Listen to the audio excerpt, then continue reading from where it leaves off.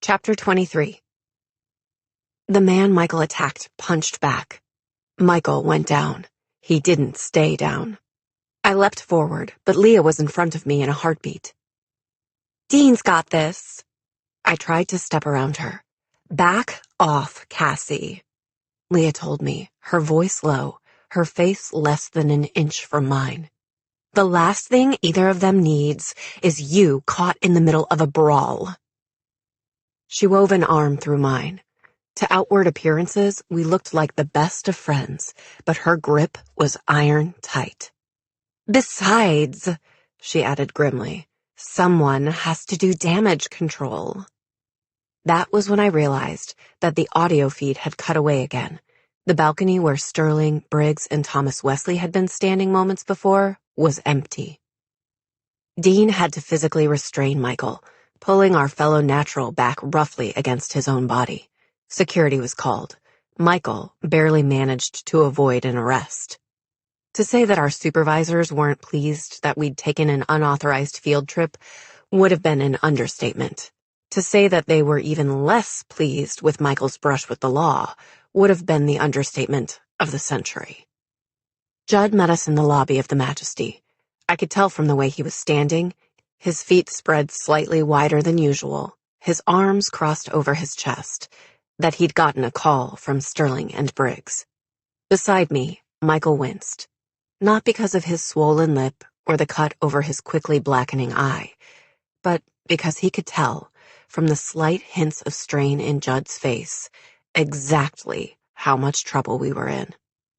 When we reached him, Judd turned without a word and started stalking toward the elevator. We followed on his heels. He didn't say a word until the elevator doors had closed. "You're lucky that doesn't need stitches," Judd told Michael. I gathered from his tone that we were all somewhat less than lucky to be stuck on an elevator with a Marine sniper who knew how to kill a grown man using nothing but his little finger. "The audio feeds went out while Briggs and Sterling were questioning Thomas Wesley," Leah said. "We were just trying to stay in range." I opened my mouth to confirm what Leah had said, but Judd stopped me. "Don't," he told me. "We're in Vegas. You're teenagers stuck in a hotel suite. If I were a betting man, I'd give myself excellent odds on guessing how this went down." "If you were a betting man," Michael said lazily, "you'd be downstairs at the casino." Judd reached out and pulled the emergency stop button. The elevator jerked to a halt. He turned and leveled a very calm stare at Michael, never saying a word. Seconds ticked by, verging on a minute. "Sorry." Michael addressed the apology more to the ceiling tiles than to Judd. "Sometimes I just can't help myself." I wondered if Michael was apologizing for the disrespect or for what he'd done at the pool. "What do you think is going to happen?" Judd said softly. "When the man you hit and his family go home tonight?" The question sucked all of the oxygen out of the air. Judd pushed the stop button back in, and the elevator jolted back into motion. I couldn't bring myself to look at Michael, because there was nothing Judd could have said to devastate him more. Eventually, the elevator doors opened. Judd and I were the last ones off. I couldn't help giving him a look as I stepped into the hall. "May 8th, Judd said quietly. 6 years, this May." He gave me just enough time to process that date, process what it had to refer to, before he continued. "If I have to be a real bastard to keep from burying another kid, well then, Cassie, I can be a real bastard." The muscles in my throat tightened. Judd walked past me, past the others, and got to the door to our suite first. He opened it, then froze. My heart pounding in my ears, I hurried to catch up. What would it take to catch a battle-hardened Marine completely off guard? In the second or two before I saw for myself, my mind put forth the worst possible answer. Sloan.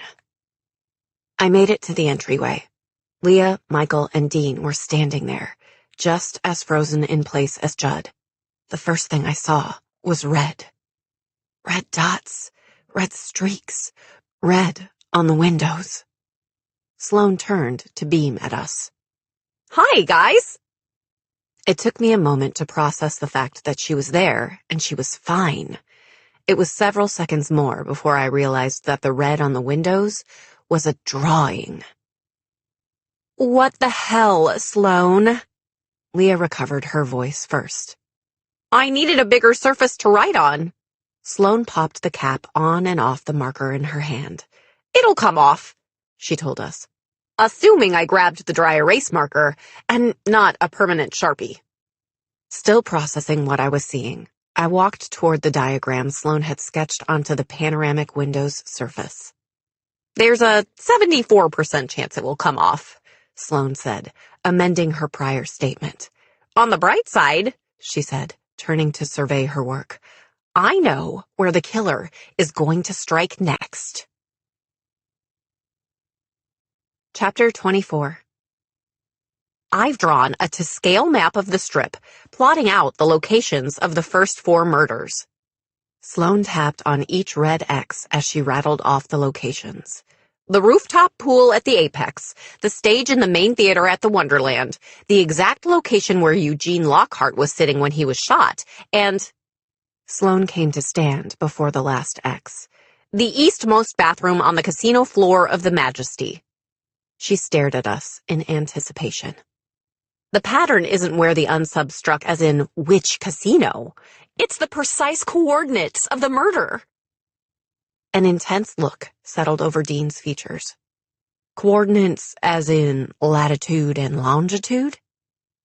I could feel him starting to sink into the killer's perspective, integrating that information when Sloane interjected. "Not latitude, not longitude." She uncapped her pen and drew a straight line connecting the first 2 victims. Then she did the same, connecting the second victim to the third victim, and the third to the fourth. Finally, she added 5 more marks, closely clustered inside the boundaries of the Majesty. She connected them to the rest, one after the other, then turned back to us, her eyes alight. "Now do you see?" I did. "It's a spiral," Dean said. At his words, Sloane went back over it and sketched an arc over each of the straight lines. The resulting pattern looked like a seashell. "Not just a spiral," Sloane said, stepping back. "A Fibonacci spiral." Leah flopped down on the sofa and stared up at Sloane's diagram. "I'm going to go out on a limb and guess that has something to do with the Fibonacci sequence?" Sloane nodded emphatically. All energy, she looked at the window and, seeing no place left to write, bounded over to the adjacent wall. "Let's try some paper this time," Judd interjected mildly. Sloane stared at him very hard. "Paper," she said, as if it were a word in another language. "Right." Judd handed her a piece. She plopped unceremoniously down on the floor and began to draw. "The first non-zero number in Fibonacci sequence is 1, so you draw a square," she said, doing just that, "where each side is 1 unit long." Beneath that square, she drew a second, identical square. "The next number in the sequence is also 1, so now you have 1 and 1. And 1 plus 1 is..." She didn't wait for an answer. 2. Another square, this one twice as big as each of the first. 2 plus 1 is 3. 3 plus 2 is 5. 5 plus 3 is 8. Sloane kept drawing squares, moving counterclockwise as she drew, until she ran out of space. "Now, imagine I kept going," she said, shooting Judd a very pointed look that I interpreted to mean that she thought he'd erred in forbidding her to draw on the wall. "And imagine I did this." She started drawing arcs through the diagonal of each square. "If I kept going," she said, "and added 2 more squares, it would look exactly..." She turned to the spiral on the window. "Like that." I looked from Sloane's drawing, to the layout of Vegas she'd drawn onto the window. She was right. Starting with the apex, the killer was spiraling in. And if Sloane's calculations were correct, and I had no reason to doubt that they were, our unsub was doing so in a precise and predictable fashion. Sloane began scrawling the numbers of the Fibonacci sequence across the margins of the page, and I remembered that the first time she'd told us about the sequence, she'd said that it was everywhere. She'd said that it was beautiful. She'd said that it was perfection. You see that same thing when you look at this pattern. I addressed the unsub. It's beauty. It's perfection. Inked into Alexandra Ruiz's wrist, burned into the magician's, written on the old man's skin, carved into Camille's flesh. You're not just sending a message. You're creating something beautiful, something holy. Where's the next location? Dean asked. The next kill point on the spiral. Where is it? Sloane turned back to the window and tapped her finger just below the 5th X she'd drawn. It's here, she said. At the Majesty. All of the remaining kill points are. The closer you get to the heart of the spiral, the closer they get to each other. Where at the Majesty? Dean asked Sloane.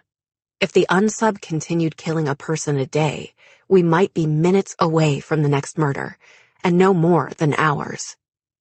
The Grand Ballroom, Sloane murmured, staring at the pattern inked onto the window, lost in what she saw. That's where it has to be. You.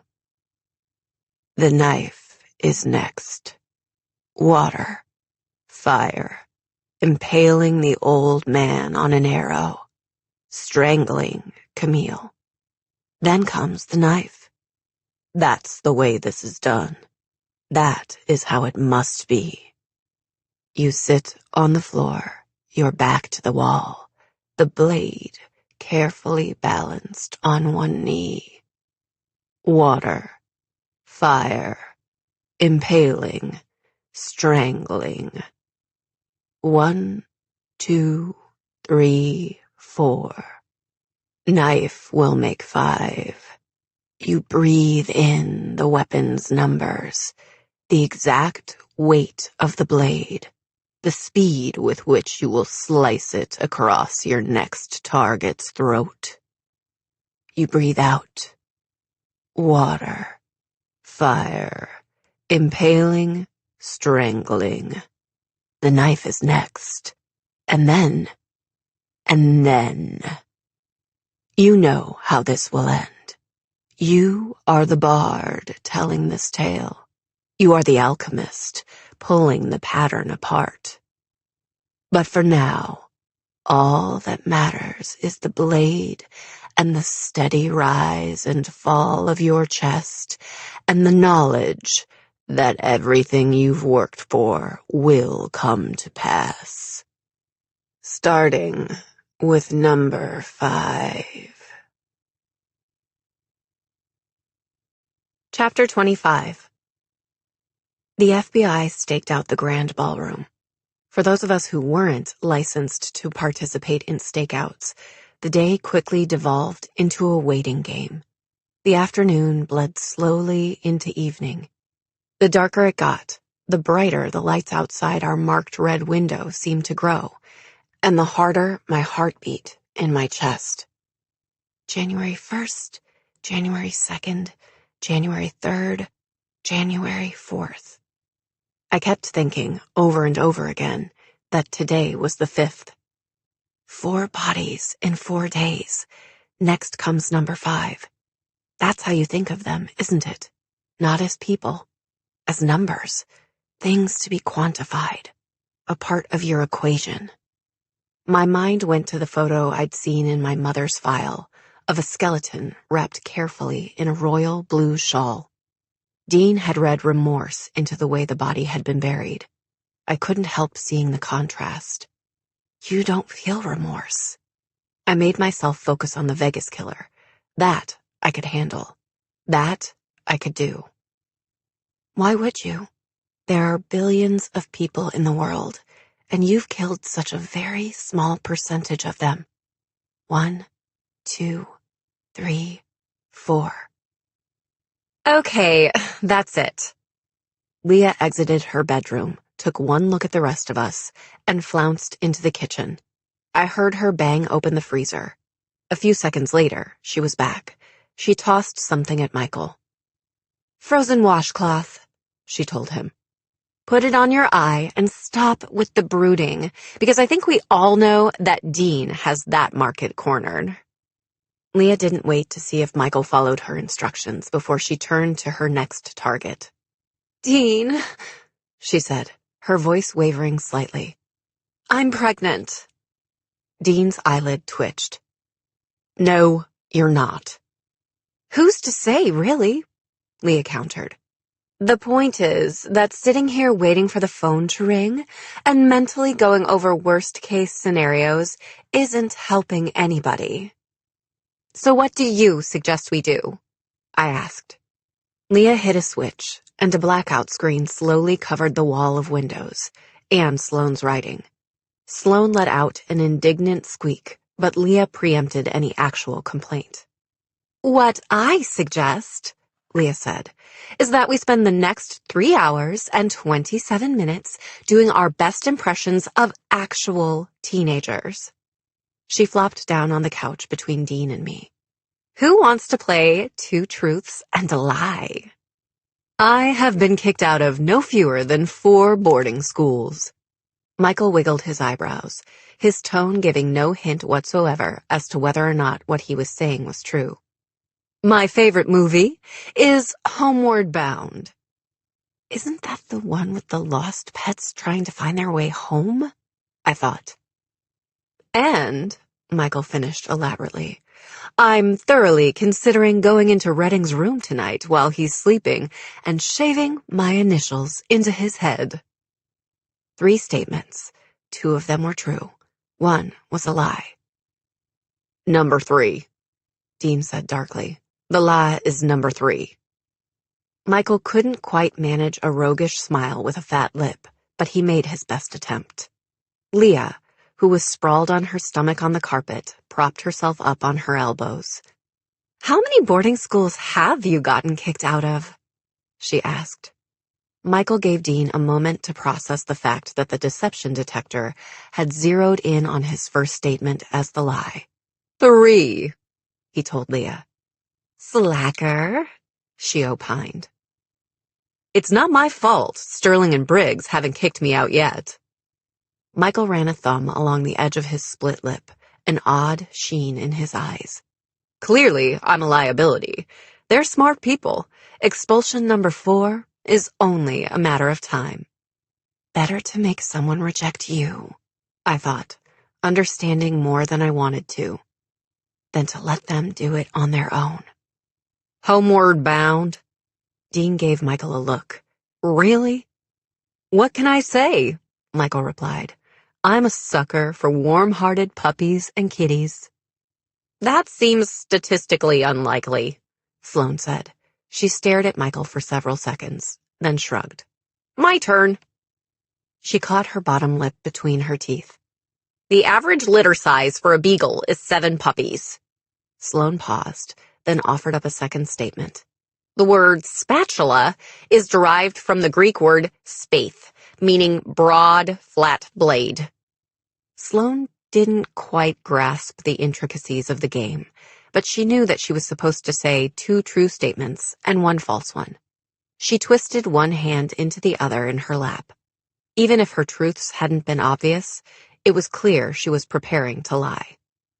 "The man who owns this casino," she said, the words coming out in a rush, "is not my father."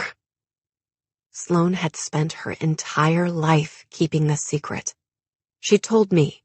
She couldn't bring herself to tell the others, but she could lie. Badly, obviously, in a game devoted to spotting lies. I could feel the others brimming with questions, but no one said a single word.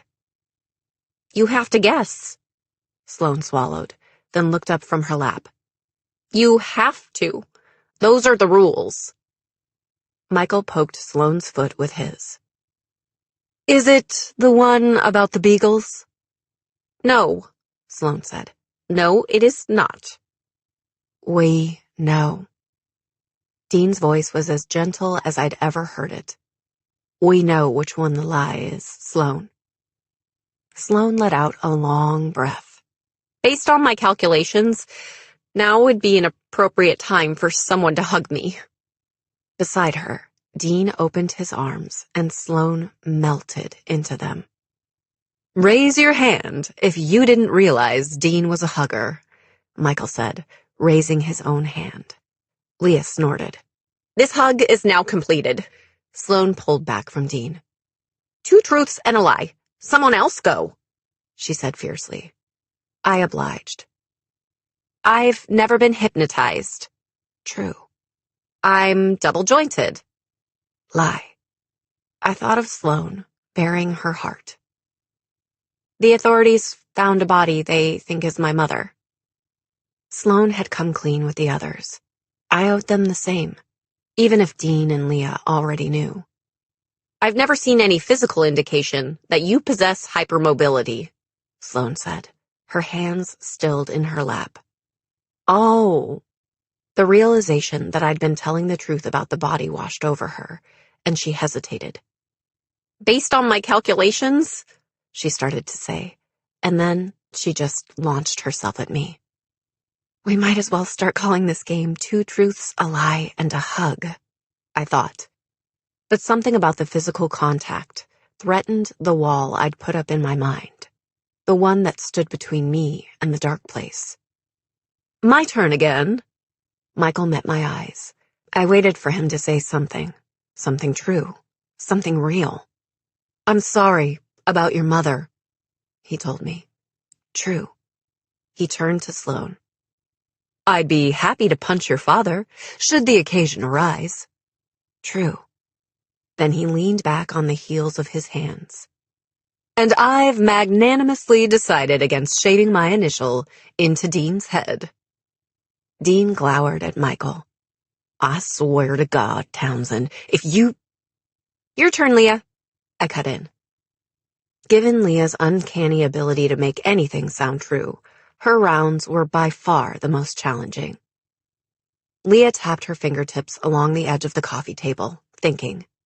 The steady rhythm of her tapping had my eyes drifting back toward the clock on the wall. We'd been playing for hours. Midnight was drawing closer and closer. I killed a man when I was 9 years old. Leah did what she did best. Provided a distraction. I'm currently considering shaving Michael's head while he sleeps, and... She finished, her tone never changing. I grew up in a cult. 2 truths and a lie. Leah's distraction took hold. By the age of 13, just before she'd come to the program, Leah had been on the streets. I knew that the ability to lie tended to be honed in certain kinds of environments, and none of them good. I killed a man when I was 9 years old. I grew up in a cult. Judd came into the room. I was so caught up in what Leah had just said and trying to figure out which of those statements was true that it took me several seconds to process the grim look on Judd's face. I looked at the clock. A minute past midnight. January 6th. Sterling called. I thought. My heart beat in my throat, my palms suddenly sticky with sweat. What have we got? Dean asked the older man quietly. Judd cut a brief glance at Sloane, then answered Dean's question. Nothing. Chapter 26. The FBI continued to monitor the Majesty's Grand Ballroom. Nothing on January 6th. Nothing on January 7th. On the 8th, Agent Sterling was in our suite when I woke up. She and Dean were sitting in the kitchen talking softly. Judd was at the stove making pancakes. For a moment, I felt like I was back at our house in Quantico. Cassie, Agent Sterling said when she saw me hovering in the doorway. Good. Have a seat. Glancing from Sterling to Dean, I did as I was told. Part of me expected news, but the rest of me took in the way Agent Sterling had greeted me, her posture, the fact that Judd slid a plate of pancakes in front of her, as well as Dean and me. You didn't come here because you have news. You came here because you don't. Still nothing? I said. I don't get it. Even if Sloan was wrong about the location, there still should have been another body. Possibly multiple bodies. Maybe I saw the FBI and pulled back, Dean said, easing himself into the unsub's perspective. Or maybe I've just taken to hiding the bodies. No. My gut reply came before I'd thought through the reasons. You're not hiding the results of your work. You wanted the police to see the numbers. You wanted them to know those accidents weren't accidents. You wanted us to see the beauty in what you're doing, the pattern, the elegance. This isn't just murder, Dean murmured. This is a performance. This is art. I thought of Alexandra Ruiz, her hair spread out around her on the pavement. Of the stage magician, burned beyond all recognition. Of the old man with an arrow through his heart. I thought of Camille Holt, her skin gray, her bloodshot eyes impossibly wide. Based on the nature of the crimes? Agent Sterling's voice broke through my thoughts. It's fairly clear we're dealing with an organized killer. These attacks were planned, meticulously, down to the avoidance of surveillance cameras. We have no witnesses. The physical evidence is going nowhere. All we have is the story these bodies are telling about the person who killed them, and how that story is evolving over time. She laid 4 pictures on the table. Tell me what you see, she said. I took her words to mean that class was in session. I looked at the first picture. Alexandra Ruiz was a pretty girl, not that much older than me. You thought she was pretty too. You watched her drown, but you didn't hold her under. You didn't leave any marks on her skin. It's not about violence, Dean said. I never laid a hand on her. I never had to. I picked up where Dean left off. It's about power. The power to predict what she would do, he continued. I concentrated. The power to influence her, to knock over the first domino and watch the rest fall. To do the math, Dean filled in. What about the second victim? Sterling asked. Was it just math with him, too? I turned my attention to the second picture, the body burned beyond all recognition. I didn't kill him, Dean murmured. I made it happen, but I didn't strike the match. I watched. You spend a lot of time watching, I thought. You know how people operate, and you despise them for it. For thinking, even for a second, that they're your equals. It's not about overpowering people, I said out loud, my eyes locking onto Dean's. It's about outsmarting them. Dean bowed his head slightly, his eyes fixed on something none of us could see. No one knows what I really am. They think they do, but they don't. It's important, I countered, to show them. The numbers, the pattern, the planning. You want them to see. Who? Agent Sterling prompted. Whose attention is the unsub trying to get? I could tell by the tone in her voice that she'd asked herself that question. The fact that she was also asking us told me something about the answer. Not just the FBI, I said slowly. Not just the police. Sterling tilted her head to the side. Are you telling me what you think I want to hear, or are you telling me what your gut is saying? The numbers mattered to the unsub. They matter to you because they matter to someone else. I thought that the unsub was performing. For who? I answered Sterling's question. Both. Sterling gave a brief nod and then tapped her fingers against the third photo. The arrow, Dean said. No more dominoes. I pulled the trigger myself. Why? Sterling pushed us. Power, influence, manipulation, and then blunt force? How does a killer make that transition? Why does a killer make that transition? I stared at the picture, willing myself to see the unsub's logic. The message on the arrow, I said. Tertium. For the third time. In your mind, they're all the same. Drowning and watching someone burn alive and shooting the old man with an arrow. They're the same thing to you. But they're not. That was what I couldn't shake.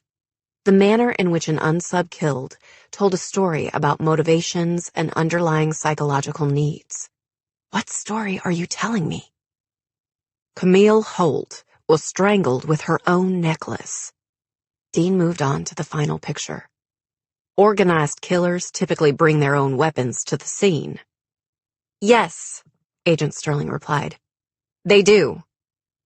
Strangling was personal.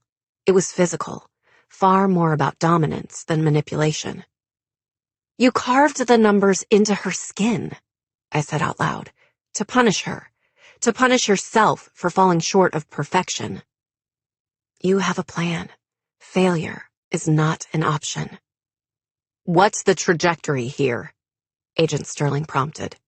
More violent with each kill, Dean said, and more personal. He's escalating. Agent Sterling gave a brief nod. Escalation, she said, falling into lecture mode, happens as a killer begins needing more with each kill. It can manifest in any number of ways. A killer who starts by stabbing victims once and then switches to stabbing them over and over is escalating. A killer who starts by killing once a week and then kills 2 victims in the same day is escalating. A killer who starts out targeting people who are easy to pick off and graduates to harder and harder targets is escalating. And, Dean added, a killer who moves on to progressively more violent means with each subsequent kill is escalating. I saw the logic inherent in what they were saying. Diminished returns, I said. Like a junkie shooting up and needing progressively stronger doses to get the same high each time. Sometimes, Agent Sterling agreed. Other times, escalation can reflect a loss of control brought on by some kind of external stressor, or it might reflect a killer's growing belief that he's invulnerable. As the unsub becomes more grandiose, so do the kills. You're escalating. I meditated on that for a moment. Why? I spoke the next question to cross my mind out loud. If the unsub is escalating, I said, why would he stop? He couldn't. Dean's voice was flat. 4 bodies in 4 days, and then nothing. Most serial killers don't just stop, Agent Sterling said. Not unless someone or something stops them. The way she said those words told me she was thinking about another case. About a particular killer she'd hunted once who had stopped. The one who got away. The most likely explanation for the sudden and permanent cessation of serial murder, Agent Sterling continued, is that the unsub has been arrested on an unrelated crime or died. I glanced at Judd. His daughter had been Agent Sterling's best friend. Is your daughter's killer dead, Judd? Avoiding detection? Was he arrested on an unrelated crime? I didn't need to know much about the case to know that those were the questions that haunted both Sterling and Judd. What's next? I asked Agent Sterling, tamping down on the urge to go further into her psyche. We have to figure out 2 things, my mentor replied. Why our unsub escalated, and why he or she stopped. No one stopped. Dean, Agent Sterling, and I all whipped our heads to the doorway. Sloane stood there, her hair still tousled with sleep. He can't just stop, Sloane said stubbornly. It's not done yet. The grand ballroom is next. I could hear it in Sloane's voice. She needed to be right. She needed to have done this one thing right. Sloane, Agent Sterling said gently, there's a chance, a good one, that we inadvertently tipped off the killer. We disrupted the pattern. Sloane shook her head. If you start at the origin of the spiral and work your way out, you can stop at any time. But if you start at the outside and work your way in, there's a start and there's a finish. The pattern is set. Can you continue monitoring the grand ballroom? Dean asked Sterling. He knew Sloane as well as I did. He knew what this meant to her, and he knew that when it came to numbers, her instincts were better than anyone's. Agent Sterling's reply was measured. The casino's owner accommodated us when we said the grand ballroom might be at risk, but the management's goodwill is quickly running thin. The fact that Agent Sterling refused to refer to Sloane's father by name told me that she knew exactly who he was to Sloane. Tell him it has to stay closed, Sloane said fiercely. Tell him the pattern isn't complete yet. Make him listen. He never listens to you. He's never really seen you. I'll do what I can, Agent Sterling said. Sloane swallowed. I'll figure it out. I'll do better. I'll find the answer, I promise. You just have to tell him. You don't have to do better, Agent Sterling said. You've done everything we've asked of you. You've done everything right, Sloane. Sloane shook her head and retreated to the living room. She pressed the button to lift the blackout curtain and stared at the calculations on the window. I'll find it, she said again. I promise. Chapter 27. What next? I asked Agent Sterling quietly. She, Dean, and I had retreated to the hallway outside the suite. We can keep the grand ballroom closed for another day, Agent Sterling said. Maybe 2, but the FBI and local police can't afford to spare more than a couple of teams to monitor it. We have other leads to follow up on. Leads like Tori Howard? I asked. Agent Sterling just arched an eyebrow. I take it in the midst of Michael's brawl, you managed to overhear that part of our interview with Thomas Wesley? I nodded. For Dean's benefit, I filled in the blanks. Wesley claimed that Tori was particularly gifted at hypnosis. Our attention has been focused on the numbers and the ballroom, Sterling replied. She lowered her voice to keep Sloane from hearing her. But it might be time to start pursuing other leads. How had our unsub gotten Alexandra Ruiz to tattoo the number on her arm? How had she come to be face down in that pool with no signs of a struggle? Manipulation. Influence. Hypnosis, Dean repeated. I could practically see him thinking that Tori Howard had lied to the police. She was hiding something. I should go, Agent Sterling said. I told Briggs I wouldn't be gone long. Dean, keep working on the profile. Why the unsub escalated, why the unsub stopped, anything else that jumps out at you. And me? I asked. Sterling glanced back toward the living room. I want you to get Sloane out of the suite and away from the case for a couple of hours. She has obsessive tendencies under the best of circumstances. It went unsaid that these weren't the best of circumstances. Where should I take her? I asked. Agent Sterling's lips tilted slightly upward in a way that made me think I wouldn't like her answer. I believe Leah said something about wanting to go shopping. Is it me, or is it me? Leah held up a top, the color of a black opal. Even on the hanger, the cut was striking, with an asymmetrical neck and gathers at the waist. Before I could answer, Leah had picked up a second shirt, a dainty white peasant top. A skirt joined the shirts a moment later, brown, tan, and fitted. Each item she picked up looked like it belonged on a different person, and that was the point. Leah didn't just try on clothing, she tried on personas. I killed a man when I was 9. I grew up in a cult. I had no way of knowing which of those statements was true, and that was just the way Leah liked it. See anything you like, Sloane? I asked our other companion. Sloane hadn't wanted to leave the suite. Ultimately, I'd lured her with the promise of espresso. In response to my question, Sloane shook her head, but I noticed her running a hand lightly over a white top marked with a trio of artistic purple blotches. "Try it on," Judd suggested gruffly. Logically, a 60-year-old retired Marine shouldn't have been able to fade into the background in a high-end boutique, but Judd had been standing still enough that I'd almost forgotten he was there.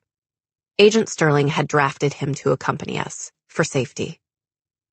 I truly did not want to think what might come of Michael and Dean being left in the suite alone. "Only 71% of visitors to Las Vegas play the odds while they're here," Sloane said, drawing her hand back from the light, silky fabric of the shirt.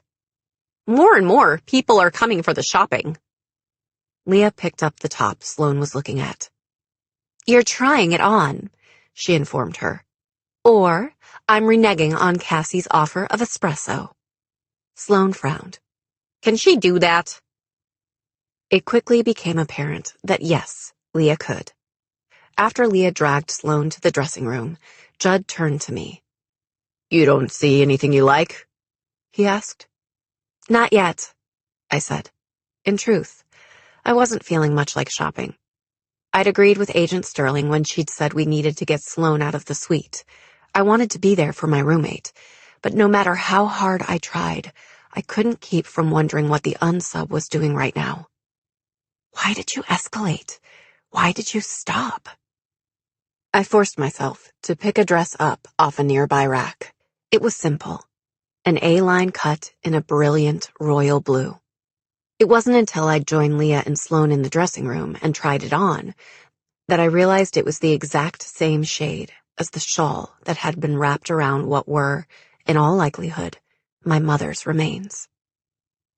"Dance it off." My mom is wrapped in a royal blue scarf, her red hair damp from cold and snow as she flips the car radio on and turns it up. This time, I couldn't fight the memory. I wasn't sure I wanted to. "You can do better than that," she tells me, glancing over from the driver's seat, where she's dancing up a storm. I'm 6 or 7, and it's so early in the morning that I can barely keep my eyes open. Part of me doesn't want to dance it off this time.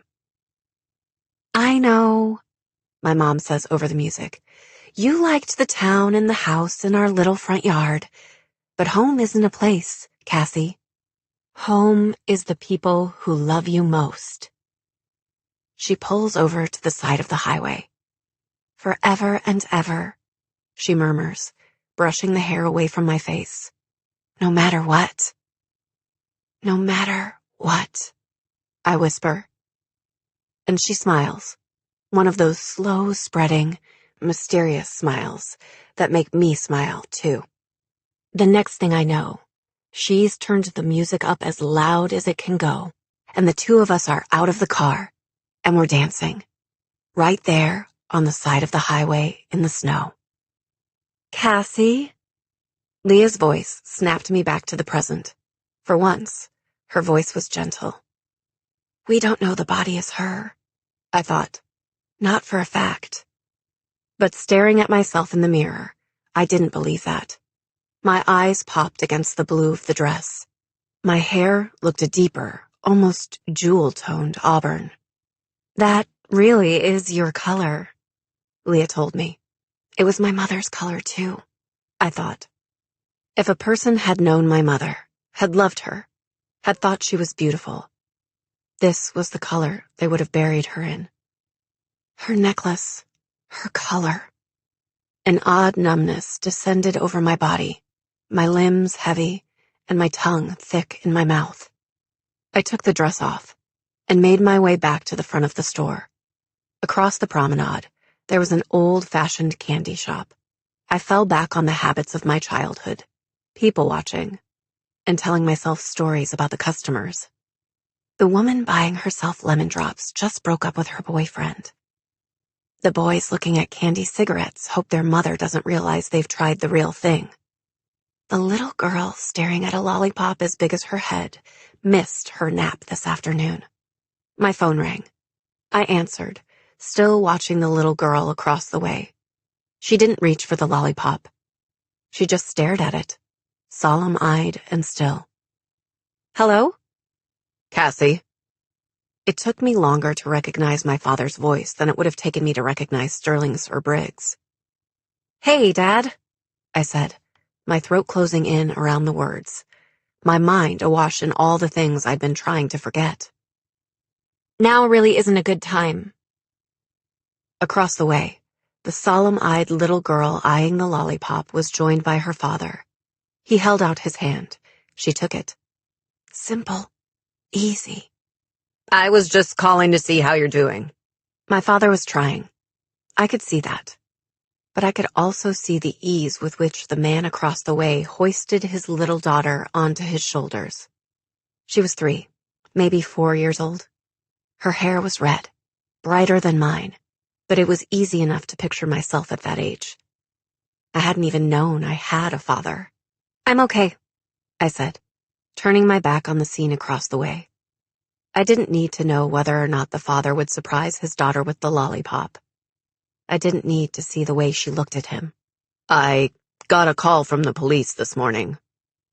My father had a naturally deep voice. "So you weren't just calling to see if I was okay?" "Cassie?" "I'm here."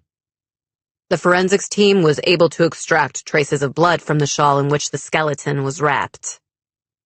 My mind took that information and ran with it. If her blood was on the shawl, you must have wrapped her in it at some point before you... "Preliminary analysis suggests it's the same blood type as your mother's."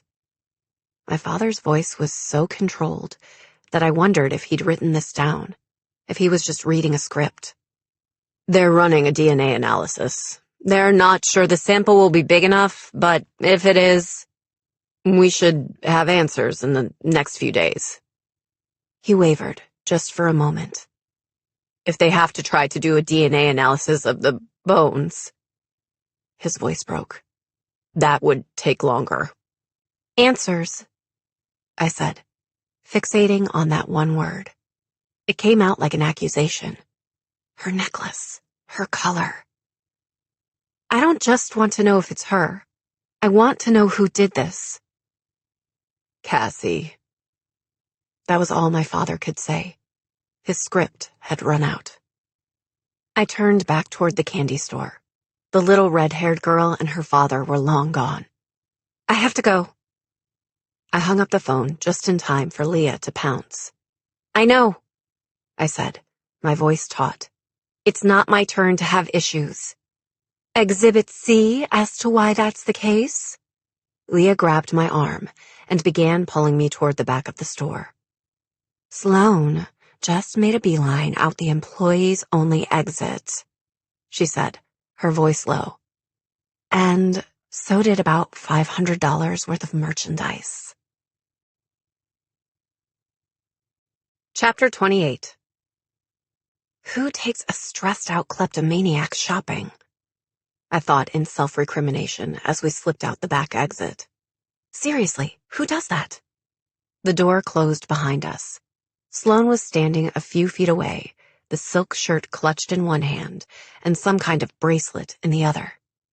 "Sloan," I said, "we have to go back inside." "It's not just 4 bodies in 4 days," Sloan said. "That's what we missed, what I missed. January 1st, January 2nd. Those aren't just days, they're dates. 1-1-1-2. "I understand," Leah said, so convincingly that I could almost believe she did. "You can tell us all about it after we get back inside, before either Judd or the salesgirl notices we're gone." 1-1-2, Sloan continued on as if Leah had never spoken. "That's the way the sequence starts. 1-1-1-2. Do you see? The pattern hasn't been broken, because a body every day was never the pattern." Sloan's voice practically vibrated with intensity. "January 1st, 2nd, 3rd, and 4th. They're all Fibonacci dates. 13, 1-3, 144, 1-4. The words poured out of her mouth faster and faster. "I just have to figure out the exact parameters he's using," At the end of the alleyway, another door opened. Leah thought fast, pulling Sloane and me back against the wall. She needn't have bothered. The two people who exited were fully caught up in their own conversation. I couldn't hear what either of them was saying, but I didn't need Michael there to tell me that emotions were running high. Aaron Shaw. I registered Sloane's brother's presence a moment before I identified his companion. And Tori Howard. Aaron said something, pleading with her. She pulled back, then went back into the building, slamming the door. Aaron cursed, loud enough that I could make out the words, then kicked the metal door. That's my favorite curse word, too, Sloane whispered. Somebody, Leah murmured, has a temper. The metal door banged open behind me, and I jumped. Judd stepped into the alleyway, scanning the perimeter for threats. I knew the exact second his eyes landed on Aaron Shaw. "Girls," he said, "go back inside." We did as we were told. The door closed behind us, leaving Judd in the alley. "Excuse me." A man in a dark suit appeared in front of us. Security. He eyed the merchandise in Sloane's hand and the direction from which we'd come. "I'm going to have to ask you girls to come with me." Security had caught Sloane on camera leaving the store. The fact that she'd also returned of her own volition didn't seem to negate their opinion that she'd shoplifted. I tried to trust that when Judd came back in from the alleyway and found us missing, he'd also find his way to the security office, where the three of us had been deposited in front of a man I recognized all too well. "You're the one who came to get Sloane's father the night Camille was murdered," I thought, as the man stared back at us. He was of medium height, with unremarkable features and a poker face that would have done any professional proud. Something in the way he sat and moved screamed power and authority, maybe even a hint of danger. "Do you know how much shoplifting costs this casino every year?" he asked us, his tone carefully controlled. $13 billion worth of merchandise is shoplifted annually. Sloane couldn't help herself. I'd estimate your share of that to be less than 0.0001%. Clearly, the man hadn't expected an actual answer. "She wasn't shoplifting." Leah made it sound like the very idea of Sloane stealing anything was worthy of an eye roll. "She had a panic attack. She went outside for air. She came back in. End of story." Leah's lies skated close enough to the truth that even with security footage, they would have trouble arguing her interpretation. Sloane had been agitated from the moment we'd entered the store.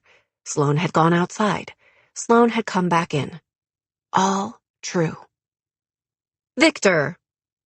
The head of security looked up. The rest of us turned toward the door of his office. Aaron Shaw stood there, looking every bit as self-possessed and in control as he had the day we met him. "Aaron," Victor greeted him. "Not Mr. Shaw," I noted. When it came to the hierarchy at the Majesty, it wasn't entirely clear which one of them came out on top. "Can this wait?" Victor's tone made that sound more like an order than a question. "I was just checking in on some of our VIP guests," Aaron replied. "These girls are staying with Mr. Townsend in the Renoir suite." The words Renoir suite had Victor stiffening. "Big spenders, leave them be," Aaron might as well have said.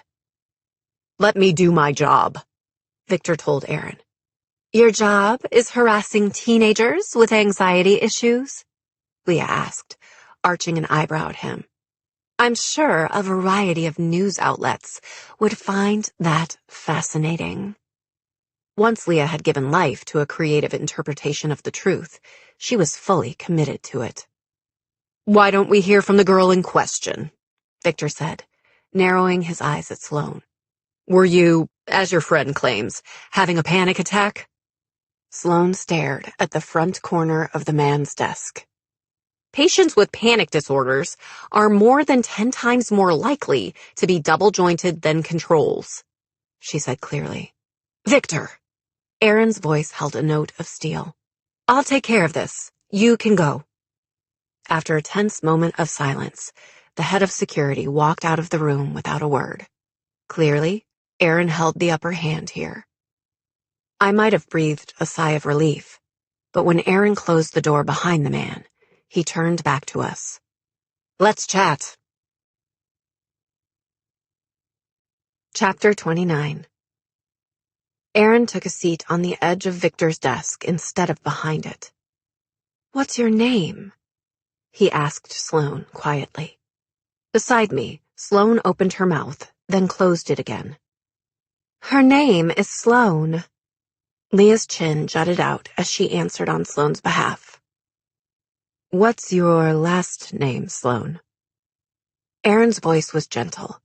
I thought of the way he'd responded to Sloane's statistics with a smile the day we met him, and then I thought about the brief, heated exchange we'd seen between him and Tori. "Tavish," Sloane whispered. She forced her gaze up, her blue eyes wide. "I meant to steal that shirt." I groaned internally. Sloane had no capacity for deception whatsoever. Then again, I thought, she's sitting here across from her father's son, not saying a word. "I'm going to pretend I didn't hear that," Aaron told us, a smile tugging at the edges of his lips. It was hard to reconcile the man in front of us with the one we'd seen in the alleyway. "You know Tori. She knows you." Emotions were running high. I was struck suddenly by a possibility. Maybe you really know Tori. Maybe Camille wasn't the one you were looking at that night at the sushi restaurant. Attraction, affection, tension. Maybe you were watching Tori. What if Tori had chosen the Majesty for drinks that night because she wanted to see him? She'd lied to Briggs and Sterling about choosing the restaurant. What if she's not afraid of Aaron?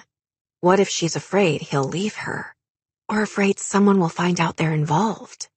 Someone, I thought, like Aaron's father. "Tavish." Aaron repeated Sloane's last name back to her, then paused, like his mouth had gone dry. "My father had a friend once," he continued softly. "Her name was Margot Tavish." "I have to go." Sloane bolted to her feet. She was trembling. "I have to go now." "Please," Aaron said. "Sloane, don't go." "I have to," Sloane whispered. "I'm not supposed to be here. I'm not supposed to tell." She wanted him to like her. Even panicked, even trying to get away from him. She wanted him to like her so badly that I could feel it. "We have the same eyes," Aaron told her. "They call them Shaw Blue. Did you know that?" "A chameleon's tongue is longer than its body, and a blue whale's weighs 2.7 tons. "I'm sorry," Aaron said, holding up his hands and taking a step back. "I didn't mean to scare you or to spring this on you or to put you on the spot. It's just that I found out about your mother right after I graduated high school. I went to see her. She said there was a child, but by the time I'd confronted my father, your mother had overdosed, and you were gone." Gone. It took me a second to do the math. Aaron would have graduated high school around the same time that Sloane was recruited to the Naturals program. "You can't know about me," Sloane told Aaron softly. "That's the rule." "It's not my rule." Aaron stood up and walked around to her side of the desk. "I'm not like my father. If I'd known about you sooner, I promise I would have—" "You would have what?" Leah cut in protectively. Sloane was our family, more than she would ever be his, and right now, she was vulnerable and raw and bleeding. Leah didn't trust strangers, and she especially didn't trust this stranger, who we'd seen fighting with Tori Howard, with Sloane. Before Aaron could reply, the door to the office opened. Judd was standing there, and so was Aaron's father. Chapter 30. Aaron, Mr. Shaw said, if you could be so kind as to give us a moment. Aaron didn't seem inclined to leave Sloane in a room with his father, and that told me volumes about them both. Aaron, Mr. Shaw said again, his voice perfectly pleasant. The older man had a powerful aura. I knew, before Aaron did, that he would give in to his father's demand. You can't fight him, I thought, watching Aaron go. No one can. Once Aaron was gone, Mr. Shaw turned to the full force of his presence on the rest of us. I'd like a moment with Sloane alone, he said. And I'd like a dress made of rainbows and a bed full of puppies who never grow old, Leah shot back. Not happening. Leah, Judd said mildly, don't antagonize the casino mogul. I took Judd's tone to mean that he wasn't planning on leaving Sloane alone with her father either. Mr. Hawkins. The mogul in question surprised me by knowing Judd's last name. If I wish to speak to my daughter, I will speak to my daughter. Sloane's expression was painfully transparent when he said the word daughter. He meant it as an expression of ownership. She couldn't help hoping, desperately hoping, that it might be one of care. Sloane, Judd said, ignoring Shaw's display of dominance. Would you like to go back to the room? She'd like, Shaw said, his words very precise, to speak with me.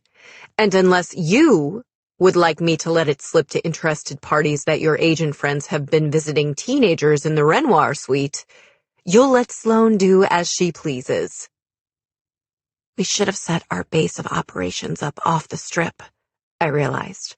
Off the radar, out of the way. Cassie and Leah stay. Sloane's voice came out tiny. She cleared her throat and tried again. You can go, she told Judd, her chin held high. But I want Cassie and Leah to stay. For the first time since he'd entered the room, Sloane's father actually looked at his daughter. The redhead can stay, he said finally. The lie detector goes. I realized then, Sloane's father knows what Leah can do. He doesn't just know that there's a connection between us and the FBI. He knows everything. How could he possibly know everything? Sloane. Judd's voice was as calm as if he were sitting at the kitchen table, doing his morning crossword. You don't have to do anything you don't want to do. It's fine, Sloane said, her fingers tapping nervously against her thigh. I'll be fine. Just go. Sloane's father waited until the door was closed before turning his attention back to his daughter, and to me. Clearly, I hadn't rated as a threat. Or maybe he'd just realized that Judd was never going to leave Sloane in here alone, and I was the lesser evil. The fact that he'd kicked Leah out made me wonder what lies he was planning to tell. You look well, Sloane. Shaw took a seat behind the desk. I'm 12% taller than I was the last time you came to see me. Shaw frowned. Had I known you were going to be in Vegas, I would have made alternative arrangements for your little group. Alternative arrangements, as in, farther away from him and his. I replied so that Sloane didn't have to. You know what our group does. How? I have friends in the FBI. I'm the one who suggested Sloane for your Agent Briggs's little program. Sloane blinked rapidly, like he'd just tossed a bucket of water in her face. Michael's father had traded him to the FBI for immunity on white-collar crimes. Sloane's, apparently, had just wanted her out of town and away from his son. You need to stay away from my family. Shaw's voice was deceptively gentle as he refocused on Sloane. He sounded like Aaron had, his voice calm and soothing, but there was no mistaking his words. I have Aaron's mother to think about. And the little girl. The words escaped Sloane's mouth. Yes, Shaw said. We have to think about Kara. She's just a child. None of this is her fault, is it? He asked, his tone still so gentle. I wanted to hit him as hard as Michael had punched the man at the pool. None of this is Sloane's fault either. Tell me you understand, Sloane. Sloane nodded. I need to hear you say it. I understand, Sloane whispered. Shaw stood. You'll stay away from Aaron, he reiterated. It would behoove you to encourage your FBI friends to do the same. This is a serial murder investigation, I said, breaking my silence. You don't get to dictate who the investigators do and do not talk to. Shaw turned his eyes, the same blue as Aaron's, the same blue as Sloane's, on me. My son knows nothing that could be of use. The FBI is wasting their time with him, as much as they're wasting their time on this ridiculous idea that a killer who's managed to evade arrest thus far would hog-tie himself to committing his next murder in the Majesty's Grand Ballroom, come hell or high water. It's not a ridiculous idea. Sloane stood up. Her voice trembled. You just can't see it. You don't understand it. But just because you don't understand something doesn't mean you get to ignore it. You can't just pretend the pattern doesn't exist and hope it goes away. The way he pretends you don't exist, my brain translated. The way he ignores you. That's enough, Sloane. It's not ridiculous. Sloane swallowed and turned toward the door. You'll see. You. Waiting is harder than you'd anticipated. Every night, you sit with the knife balanced on one knee. Every night, you run through each iteration, each possibility, each second leading up to the moment when you will step up behind your target and use the knife to slit their throat. Just another calculation, another number, another step closer to what you will become. You want it so badly you can taste it. You want it now. But you are at the mercy of the numbers, and the numbers say to wait. So you wait, and you watch, and you listen. You're told the FBI suspects that the next murder will take place in the Grand Ballroom. You're told they're watching it, waiting, just like you. You take that to mean that someone has seen the pattern, just a fraction of it, just a piece. In your quietest moments, when you're staring at the blade, you wonder who at the FBI figured it out. You wonder if that person truly appreciates what you have done, what you are doing, what you will become. But how could they? Whoever they are, whatever they think they know, it's only a fraction of the truth. They know only what you've allowed them to know. You set them on the path to discovery. It's not their attention you want. Slowly, contemplatively, you take off your shirt. You pick up the knife. You turn to face the mirror, and you press the tip of the blade to your skin and begin to draw. Blood beads up. You welcome the pain. Soon, you won't even feel it. Let the FBI come at you. Let them do their worst. And as for the rest of it, perhaps it's time to send a message. You are at the mercy of the numbers. Let the world be at their mercy, too.